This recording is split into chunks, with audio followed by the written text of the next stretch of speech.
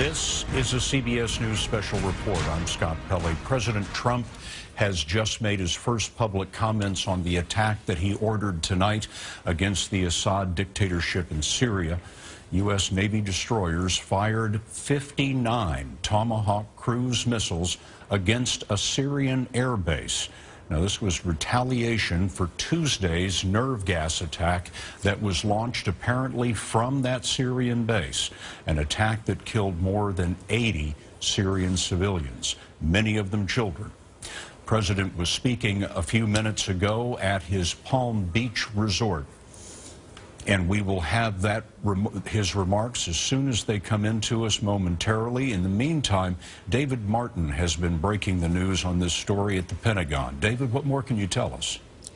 Well, Scott, the target for this airstrike was the airfield believed to have been the location from which the plane that dropped those chemical weapons took off. So this was a direct retaliation against the Syrian Air Force for having carried out that chemical attack. The airfield itself was located about 50 miles directly south of the village that was hit, and it was the target of, as you said, 59 cruise missiles. They landed at about 8:45 East Coast time tonight. That would have been the early morning hours in Syria.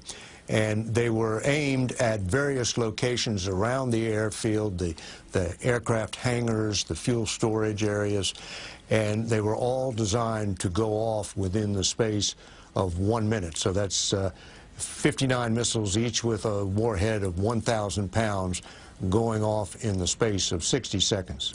And David Martin at the Pentagon, thank you. This was the president speaking from his Mar-a-Lago resort just a few minutes ago.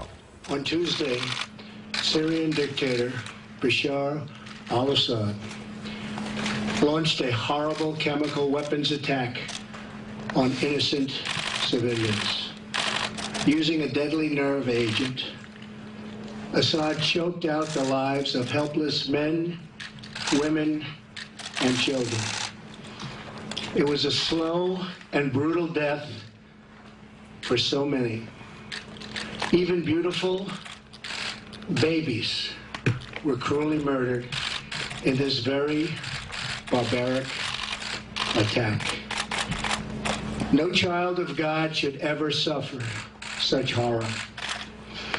Tonight I ordered a targeted military strike on the airfield in Syria from where the chemical attack was launched. It is in this vital national security interest of the United States to prevent and deter the spread and use of deadly chemical weapons. There can be no dispute that Syria used banned chemical weapons, violated its obligations under the Chemical Weapons Convention, and ignored the urging of the UN Security Council. Years of previous attempts at changing Assad's behavior have all failed, and failed very dramatically. As a result, the refugee crisis continues to deepen, and the region continues to destabilize, threatening the United States and its allies. Tonight I call on all civilized nations to join us in seeking to end the slaughter and bloodshed in Syria, and also to end terrorism of all kinds and all types. We ask for God's wisdom as we face the challenge of our very troubled world. We pray for the lives of the wounded and for the souls of those who have passed.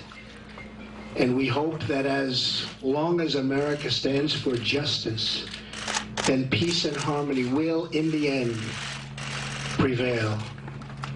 Good night, and God bless America and the entire world. Thank you.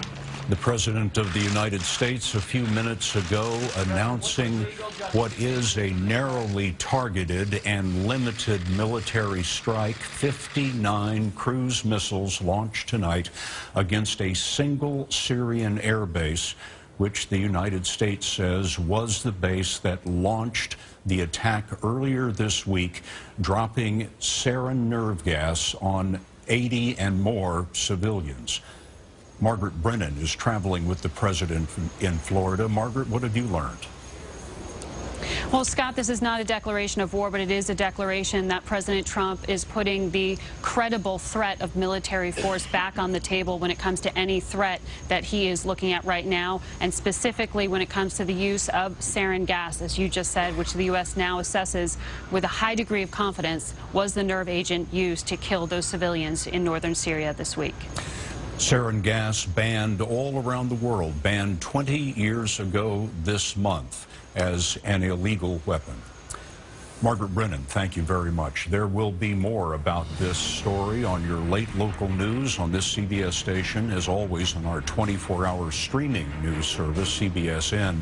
And be sure to catch all the latest developments tomorrow on CBS This Morning. I'm Scott Pelley, CBS News in New York. For news 24 hours a day, go to CBSNews.com.